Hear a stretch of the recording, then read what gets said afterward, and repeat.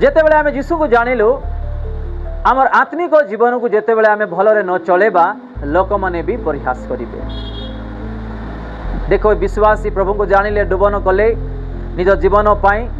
आज मद पिउछंती, आज सिगरेट पिउछंती, आज अशांति होछंती, आज व्यभिचार करुछंती, आज मिछरे टंका ठकी खाउछंती, माने लोक मैंने भी परिहास करेंगे। छोट उदाहरण दउछि आपण, आज भी एमिति छोट उदाहरण जेतेबेले निजर वस्त्र मलिन हैला आम जेतेबेले ताकू सफा न करिबा आ ताकू यूज करूथबा लोक कोन कहबे लोकटा भलरे सफा भी करूना आयरन भी करूना एमते पिंदी थाउछि। माने एग्जांपल कहूछि आमे लुगा तो पिंदी देलु किंतु कोन करूना सफा करी ताकू भलरे आयरन करी पिंदबार आमे जानि पारुना। आपण मानको एग्जांपल कहूछि मु एठी आमे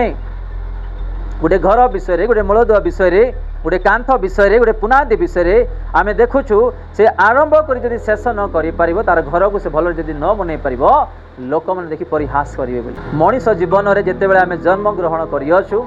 प्रभुंर लोक मैंने हुंतु, विजाति लोक मैंने हुंतु, जो मैंने यीशु को भी जानी समस्त जीवन में परीक्षा, रोग, अशांति, अभाव समस्त विषय आसब